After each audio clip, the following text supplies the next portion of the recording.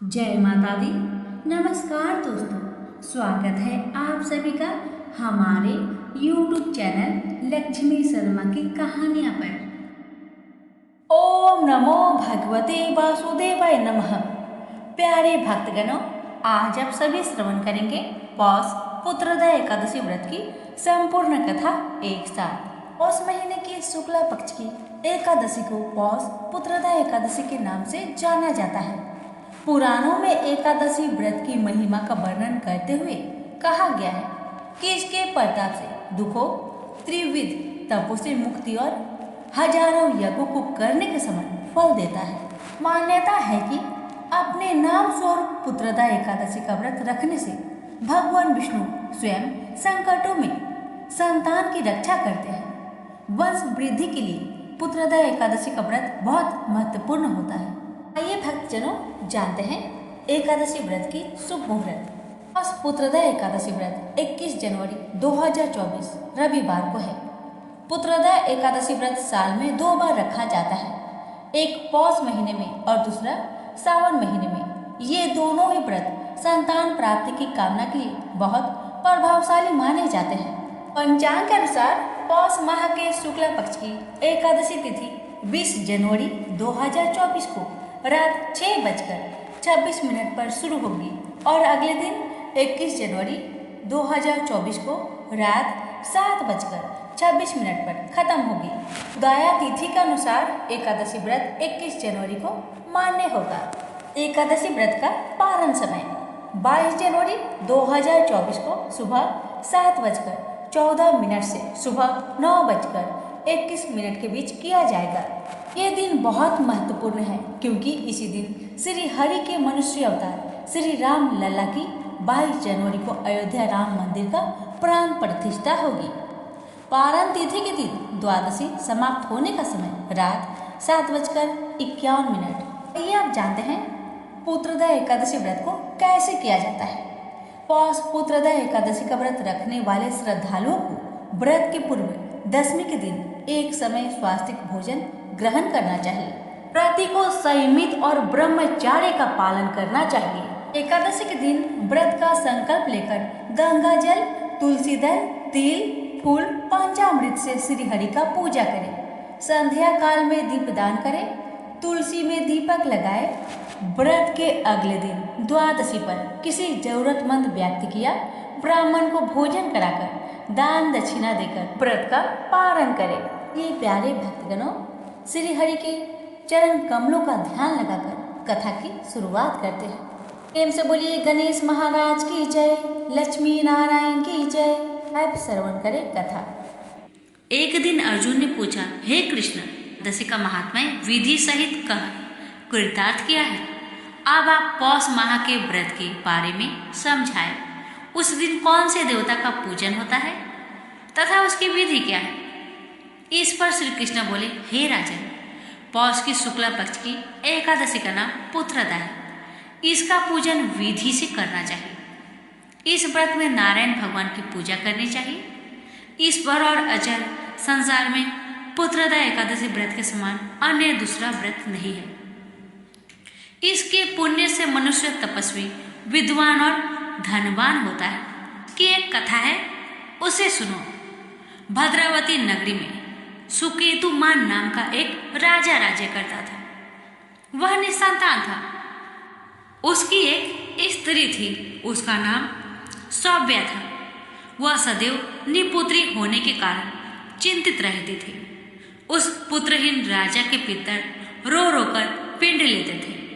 इसके बाद हमें कौन पिंड देगा। इधर राजा को भी बंधु बांधव, मंत्री, मित्र, राज्य, हाथी घोड़ा आदि से भी संतोष नहीं होता था। उसका एकमात्र कारण पुत्रहीन होना था। वह विचार करता था कि मेरे मरने पर मुझे कौन पिंड देगा। पुत्र बिना पितरों और देवताओं ऋण नहीं हो सकते। जिस घर में पुत्र न हो वहां सदैव अंधेरा ही रहता है। इस तरह राजा रात दिन इसी चिंता में लगा रहता। एक दिन राजा ने अपने शरीर त्याग देने की सोची, परंतु विचार करने लगा, आत्मघात करना महापाप है। राजा इस तरह मन में विचार करके एक दिन छिपकर वन को चल दिया। राजा घोड़े पर सवार होकर वन, पंछियों और वृक्षों को देखने लगा। उसने वन में देखा कि मृग, बाघ, सुअर, सिंह, बंदर, सर्प आदि भ्रमण कर रहे हैं। हाथी अपने बच्चों और हथनियों के बीच घूम रहे हैं। वन में राजा ने देखा कि कहीं तो सियार कर्कश शब्द कर रहे थे और कहीं मोर ध्वनि कर रही है। वन के दृश्यों को देखकर राजा को सोच विचार में दोपहर हो गई। अब राजा को भूख और प्यास लगने लगी। वह सोचने लगा कि मैंने अनेकों यज्ञ किए हैं और ब्राह्मणों को मधुर भोजन करवाया है, परंतु फिर भी मुझे यह दुख क्यों मिल रहा है। राजा प्यास के कारण बहुत बेचैन होने लगा और पानी की तलाश में आगे बढ़ा। कुछ ही आगे जाने पर उसे एक सरोवर मिला। उस सरोवर में कमल खिल रहे थे। उस सरोवर में सारस हंस, मगरमच्छ आदि जल क्रीड़ा कर रहे थे। उस सरोवर के चारों तरफ मुनियों के आश्रम बने थे। उस समय राजा के दाहिने अंग फरकने लगे। राजा मन में प्रसन्न होकर सरोवर के किनारे बैठे हुए मुनियों को देखकर घोड़े से उतरा, दंडवत करके उनके सम्मुख बैठ गया। राजा को देखकर मुनीश्वर बोले, हे राजा, हम तुमसे अत्यंत प्रसन्न हैं। तुम इस जगह कैसे आए हो, सो कहो। इस पर राजा ने उनसे पूछा, हे मुनीश्वरों, आप कौन हैं और किस लिए यहाँ पधारे हैं। सो मुनि बोले, हे राजन, आज पुत्र की इच्छा करने वाले को उत्तम संतान देने वाली पुत्रदा एकादशी है। हम लोग विश्वदेव हैं और इस सरोवर पर स्नान करने आए हैं। इस पर राजा बोला, हे मुनीश्वर, मेरे भी कोई पुत्र नहीं है। यदि आप मुझ पर प्रसन्न हो तो एक पुत्र का वरदान दीजिए। मुनि बोले, हे राजन, आज पुत्रदा एकादशी है और आप इसका व्रत करें। भगवान की कृपा से आपके अवश्य ही पुत्र होगा। मुनि के वचनों की कथा अनुसार राजा ने उस दिन पलायन किया और मुनियों को प्रणाम करके अपने महल को वापस आया। रात्रि में रानी ने गर्भ को धारण किया और 9 माह के पश्चात उसके उत्तम पुत्र रत्ना पैदा हुआ। वह राजकुमार बड़ा होने पर अत्यंत वीर, धनवान, यशस्वी और प्रजापालक हुआ। श्री कृष्ण भगवान बोले, राजन, पुत्र की प्राप्ति के लिए पुत्रदा एकादशी का व्रत करना चाहिए। जो मनुष्य इसका महात्म्य व श्रवण पठन करते हैं उसको स्वर्ग मिलता है। प्रेम से बोलिए लक्ष्मी नारायण की जय। सतयुग में मूर नाम का एक दैत्य उत्पन्न हुआ। वह बड़ा बलवान और भयानक था। उस प्रचंड दैत्य ने इंद्र, आदित्य, वासु, वायु, अग्नि आदि सभी देवताओं को पराजित करके भगा दिया। तब इंद्र सहित सभी देवताओं ने भयभीत होकर भगवान शिव से सारा वृत्तांत कह सुनाया और बोले कि हे कैलाशपति, मूल दैत्य से भयभीत होकर सब देवता मृत्यु लोक में फिर रहे हैं। तब भगवान शिव ने कहा, हे देवताओं, तीनों लोकों के स्वामी, भक्तों के दुख का नाश करने वाले भगवान विष्णु के शरण में जाओ। वे ही तुम्हारे दुखों को दूर कर सकते हैं। शिव जी के ऐसे वचन सुनकर सभी देवता क्षीर सागर में पहुंचे। वहां भगवान को शयन करते देख हाथ जोड़कर उनकी स्तुति करने लगे कि हे देवताओं द्वारा स्तुति करने योग्य प्रभु, आपको बारंबार नमस्कार है। हे देवताओं की रक्षा करने वाले मधुसूदन, आपको नमस्कार है। आप हमारी रक्षा करें। दैत्यों से भयभीत होकर हम आपकी शरण में आए हैं। आप इस संसार के कर्ता, माता पिता, उत्पत्ति और पालन करता और संहार करने वाले हैं। सबको शांति प्रदान करने वाले हैं। आकाश और पाताल भी आप ही है। सबके पितामह ब्रह्मा, सूर्य, चंद्र, अग्नि, सामग्री, होम, आहुति, मंत्र, तंत्र, जप, यजमान, यज्ञ, कर्म कर्ता और भोक्ता आप ही है। आप सर्वव्यापक है। आपके सिवा तीनों लोकों में चर तथा अचर कुछ भी नहीं है। हे भगवान, दैत्यों ने हमको जीतकर स्वर्ग से भ्रष्ट कर दिया है और हम सब देवता इधर उधर भागे फिर रहे हैं। आप उन दैत्यों से हम सबकी रक्षा करें। इंद्र के ऐसे वचन सुनकर भगवान विष्णु कहने लगे कि हे इंद्र, ऐसा मायावी दैत्य कौन है जिसने सब देवताओं को जीत लिया है? उसका नाम क्या है? उसमें कितना बल है और किसके आश्रय में है तथा उसका स्थान कहाँ पर है? यह सब मुझसे कहो। भगवान के ऐसे वचन सुनकर इंद्र बोले, भगवान, प्राचीन समय में एक नारी जंघ नामक राक्षस था। उसके महापराक्रमी और लोक विख्यात मूर नाम का एक पुत्र था। उसकी चंद्रावती नाम की नगरी है। उसी ने सब देवताओं को स्वर्ग से निकालकर वहां अपना अधिकार जमा लिया है। उसने इंद्र, अग्नि, वरुण, यम, वायु, यश, चंद्रमा, नैऋत्य आदि सबके स्थान पर अधिकार कर लिया है। सूर्य बनकर स्वयं ही प्रकाश करता है, स्वयं ही मेघ बन बैठा है और सबसे अजय है। हे असुर निकंदन, उस दुष्ट को मारकर देवताओं को अजय बनाइए। यह वचन सुनकर भगवान ने कहा, हे देवताओं, मैं शीघ्र ही उसका संहार करूंगा।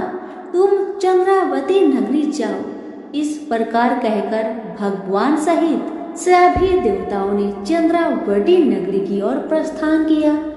उस समय जब दैत्य मूर सेना सहित युद्ध भूमि में गरज रहा था, उसकी भयानक गर्जना सुनकर सभी देवता भय के मारे चारों दिशाओं में भागने लगे। जब स्वयं भगवान रणभूमि में आए तो दैत्य उन पर भी अस्त्र शस्त्र आयुध लेकर दौड़े। भगवान ने उन्हें सर्प के समान अपने बाणों से बीध डाला।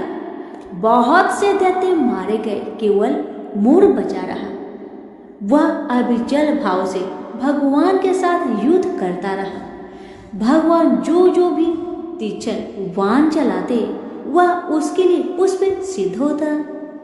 उसका शरीर छिन्न भिन्न हो गया, किंतु वह लगातार युद्ध करता रहा। दोनों के बीच मल्ल युद्ध भी हुआ। 10,000 वर्ष तक उनका युद्ध चलता रहा, किंतु मूर नहीं हारा। थक कर भगवान बद्रिका आश्रम चले गए। वहां हेमवती नामक सुंदर गुफा थी। उसमें विश्राम करने के लिए भगवान उसके अंदर प्रवेश कर गए। यह गुफा 12 योजन लंबी थी और उसका एक ही द्वार था। विष्णु भगवान वहां योग निद्रा की गोद में सो गए। मूर भी पीछे पीछे वहां तक आ गया और भगवान को सोया देखकर मारने को उद्धत हुआ। तभी भगवान के शरीर से उज्जवल कांतिमयी रूप वाली देवी प्रकट हुई। देवी ने राक्षस मूर को ललकार कर युद्ध किया और उसे तत्काल मौत के घाट उतार दिया। श्री हरि जब योग निद्रा की गोद से उठे तो सब बातों को जानकर उस देवी से कहा कि आपका जन्म एकादशी के दिन हुआ है, अतः आप 11 माता के नाम से पूजी जाएंगी और आपके भक्त वही होंगे जो मेरे भक्त होंगे। और हर एकादशी के दिन जो भी भक्त मेरी पूजा के साथ साथ आपकी भी पूजा करेगा और कथा को श्रद्धा पूर्वक श्रवण करेगा, उसके सारे दुख तकलीफ समाप्त हो जाएगी। सभी प्रेम से बोलिए विष्णु भगवान की जय हो, 11 माता की जय हो। दरअसल वज्र भूमि में भगवान श्री कृष्ण के एक परम भक्त रहते थे। उनका नाम था कुंभदास। कुंभदास का एक पुत्र था रघुनंदन। कुंभदास हर समय प्रभु श्री कृष्ण की भक्ति में लीन रहते थे और पूरे नियम से भगवान की सेवा करते थे। वे उन्हें छोड़कर कहीं नहीं जाते थे ताकि उनकी सेवा में कोई विघ्न ना हो जाए। एक दिन वृंदावन से उनके लिए भगवत कथा करने का न्योता आया। पहले तो उन्होंने मना कर दिया, लेकिन लोगों के जोर देने से वे कथा के लिए जाने को तैयार हो गए। उन्होंने सोचा कि भगवान की सेवा की तैयारी करके वे रोजाना कथा करके वापस लौट आएंगे, जिससे भगवान का सेवा नियम भी नहीं टूटेगा। उन्होंने अपने पुत्र को समझा दिया कि वे भोग तैयार कर चुके हैं, तुम बस समय पर ठाकुर जी को भोग लगा देना। कुंभदास ने अपने पुत्र रघुनंदन को समझाया और वहां से प्रस्थान कर गए। जब बालक का रूप धारण कर भोजन करने आए श्री कृष्ण, रघुनंदन ने भोजन की थाली ठाकुर जी के सामने रखी और सरल मन से आग्रह किया कि ठाकुर जी आओ और भोग लगाओ। उसके बाल मन में यह छवि थी कि वे आकर अपने हाथों से भोजन करेंगे। हम सभी भोजन करते हैं। उसने बार बार ठाकुर जी से आग्रह किया, लेकिन भोजन तो वैसा का वैसा ही रखा रहा। अब रघुनंदन उदास हो गया और रोते हुए पुकारा कि ठाकुर जी आओ और भोग लगाओ। जिसके बाद ठाकुर जी ने एक बालक का रूप धारण किया और भोजन करने बैठ गए। ये हर्ष देख रघुनंदन भी प्रसन्न हो गया। रात को जब कुंभदास जी ने लौटकर पूछा, बेटा तुमने ठाकुर जी को भोग लगाया था? रघुनंदन ने कहा, हाँ। उन्होंने प्रसाद मांगा तो पुत्र ने कहा कि ठाकुर जी ने सारा भोजन खा लिया। उन्होंने सोचा कि बच्चे को भूख लगी होगी तो सारा भोजन उसने ही खा लिया होगा। अब तो ये रोज का नियम हो गया कि कुंभदास जी भोजन की थाली लगाकर जाते और रघुनंदन ठाकुर जी को भोग लगाते, और जब वे वापस लौट कर आते तो वो प्रसाद मांगते। उन्हें एक ही जवाब मिलता कि ठाकुर जी सारा भोजन खा लिए। कुंभदास जी को अब लगने लगा कि पुत्र झूठ बोलने लगा है। कुंभदास ने एक दिन लड्डू बनाकर थाली में सजा दिए और छिपकर देखने लगे कि बच्चा क्या करता है। रघुनंदन ने रोज की तरह ही ठाकुर जी को पुकारा तो ठाकुर जी बालक के भेष में प्रकट होकर आए और लड्डू खाने लगे। यह देखकर कुंभदास जी दौड़ते हुए आए और प्रभु के चरणों में गिरकर विनती करने लगे। उस समय ठाकुर जी के एक हाथ में लड्डू और दूसरे हाथ वाला लड्डू मुख में जाने को ही था कि वे जर हो गए। उसके बाद से ही उनकी इसी रूप में पूजा की जाती है और वे लड्डू गोपाल कहलाए जाने लगे। प्रेम से बोलिए लड्डू गोपाल की जय। बहुत समय पहले की बात है। बनारस के गांव में एक बड़े धनवान सेठ रहते थे। वह विष्णु भगवान के परम भक्त थे और हमेशा सच बोला करते थे। एक बार जब भगवान सेठ की प्रशंसा कर रहे थे, तभी माँ लक्ष्मी ने कहा, स्वामी आप इस सेठ की इतनी प्रशंसा क्यों क्या करते हैं? क्यों ना आज उसकी परीक्षा ली जाए और जाना जाए कि क्या वह सचमुच इसके लायक है या नहीं। भगवान बोले, ठीक है देवी, जैसी आपकी इच्छा। विष्णु भगवान ने लक्ष्मी जी से कहा कि अभी सेठ गहरी निद्रा में है, आप उसके सपने में जाएं और उसकी परीक्षा ले लीजिए। अगले ही क्षण सेठ जी को सपना आया। सपना में धन की देवी लक्ष्मी उनके सामने आई और बोले, हे मनुष्य, मैं धन की देवी धात्री लक्ष्मी हूँ। सेठ जी को अपनी आंखों पर यकीन नहीं हुआ और वो बोले, हे माता, आपने साक्षात अपने दर्शन देकर मेरा जीवन धन्य कर दिया है। बताइए मैं आपकी क्या सेवा कर सकता हूँ। माता ने कहा, कुछ नहीं, मैं तो बस इतना बताने आई हूँ कि मेरा स्वभाव चंचल है और वर्षों से तुम्हारे भवन में निवास करते करते मैं ऊब चुकी हूँ और यहाँ से जा रही हूँ। सेठ जी बोले, मेरा आपसे निवेदन है कि आप यहीं रहें, किंतु अगर आपको यहाँ अच्छा नहीं लग रहा है तो मैं आपको भला कैसे रोक सकता हूँ। आप अपनी इच्छा अनुसार जहाँ चाहें वहाँ जा सकते हैं।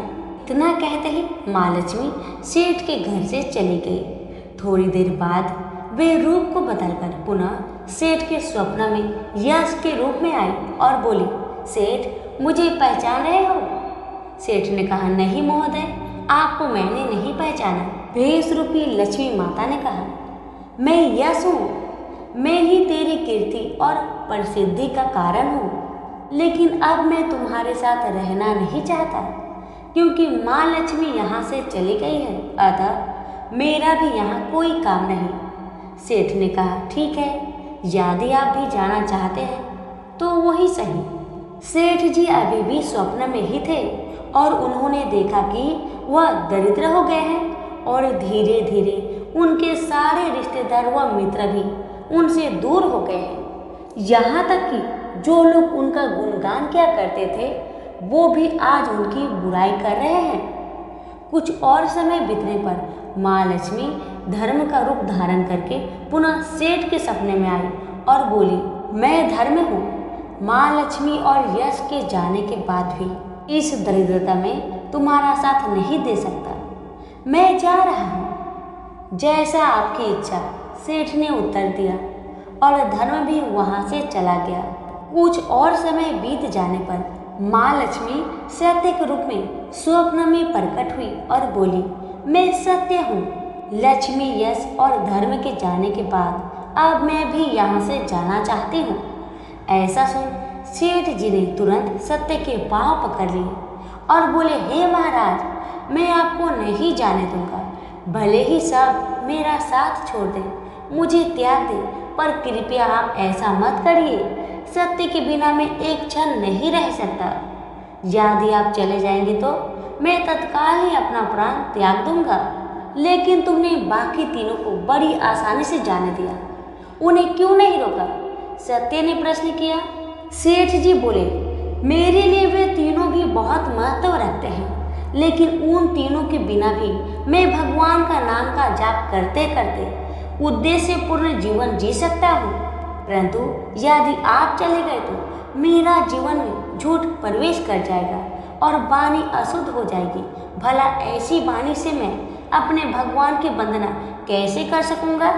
मैं तो किसी भी कीमत पर आपके बिना नहीं रह सकता।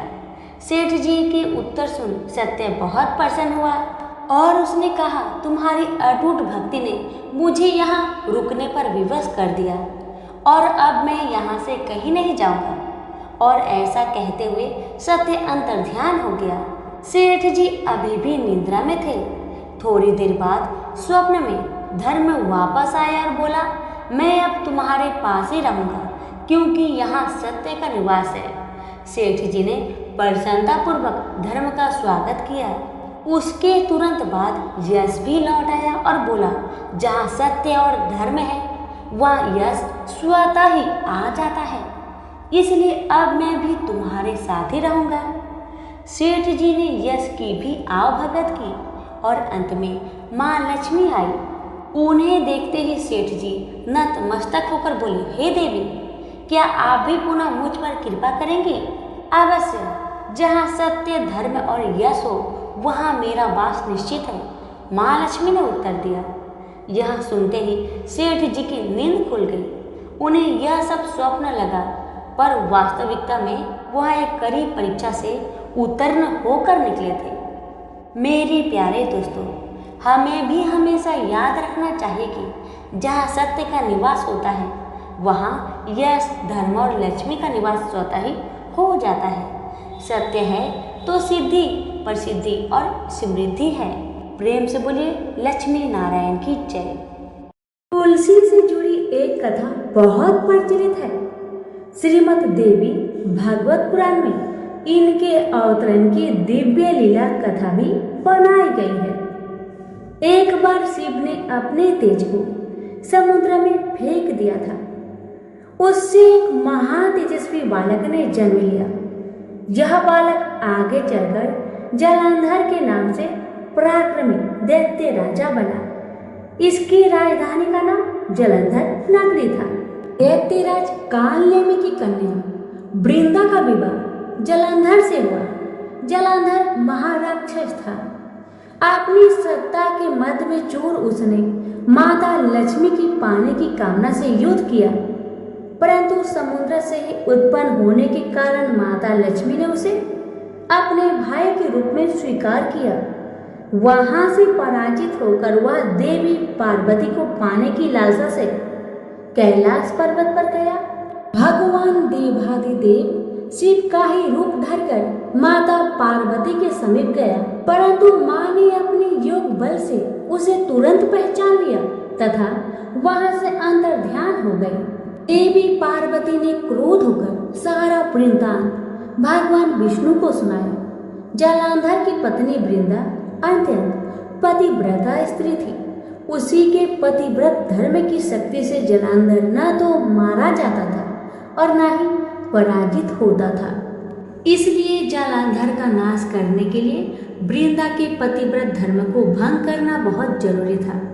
इसी कारण भगवान विष्णु ऋषि का वेश धारण करके वन में जा पहुंचे, जहां वृंदा अकेली भ्रमण कर रही थी। भगवान के साथ दो मायावी राक्षस भी थे, जिन्हें देखकर वृंदा भयभीत हो गई। ऋषि ने वृंदा के सामने पल में दोनों को भस्म कर दिया। उनकी शक्ति देखकर वृंदा ने कैलाश पर्वत पर महादेव के साथ युद्ध कर रहे अपने पति जालंधर के बारे में पूछा। ऋषि ने अपने माया जाल से दो बानर प्रकट किए। एक बानर के हाथ में जालंधर का सिर था तथा दूसरे के हाथ में धड़। अपने पति की यह दशा देखकर वृंदा मूर्छित होकर गिर पड़ी। होश में आने पर उन्होंने ऋषि रूपी भगवान से विनती की कि वह उसके पति को जीवित करे। भगवान ने अपनी माया से पुनः जालंधर का सिर धड़ से जोड़ दिया, परंतु स्वयं भी वह उसी शरीर में प्रवेश कर गए। वृंदा को इस छल का जरा भी आभास न हुआ। जालंधर बने भगवान के साथ वृंदा पतिव्रता का व्यवहार करने लगी, जिससे उसका अस्तित्व भंग हो गया। ऐसा होते ही वृंदा का पति जालंधर युद्ध में हार गया।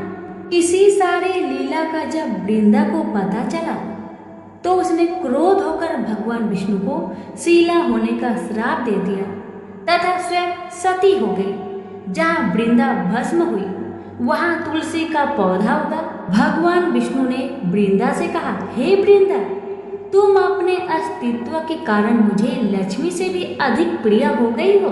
अब तुम तुलसी के रूप में सदा मेरे साथ रहोगी। जो मनुष्य भी मेरे शालिग्राम रूप के साथ तुलसी का विवाह करेगा उसे इस लोक और परलोक में विपुल यश प्राप्त होगा। जिस घर में तुलसी होती है वहाँ यम के दूत भी असमय नहीं जा सकते। गंगा व नर्मदा के जल में स्नान तथा तुलसी का पूजन बराबर माना जाता है। चाहे मनुष्य कितना भी पापी क्यों न हो, मृत्यु के समय जिसके प्राण मंजरी रहित तुलसी और गंगा जल मुख में रखकर निकल जाते हैं, वह पापों से मुक्त होकर वैकुंठ धाम को प्राप्त होता है। जो मनुष्य तुलसी व आंवलों की छाया में अपने पितरों का श्राद्ध करता है उसके पितर मोक्ष को प्राप्त हो जाते हैं। उसी दैत्य जालंधर की यह भूमि जालंधर नाम से विख्यात है। सती वृंदा का मंदिर मोहल्ला कोट किशनचंद में स्थित है। कहते हैं इस स्थान पर एक प्राचीन गुफा थी जो सीधी हरिद्वार तक जाती थी।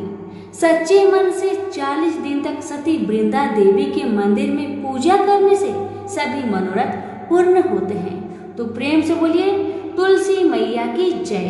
एक समय की बात है कि विष्णु भगवान का विवाह लक्ष्मी जी के साथ निश्चित हो गया।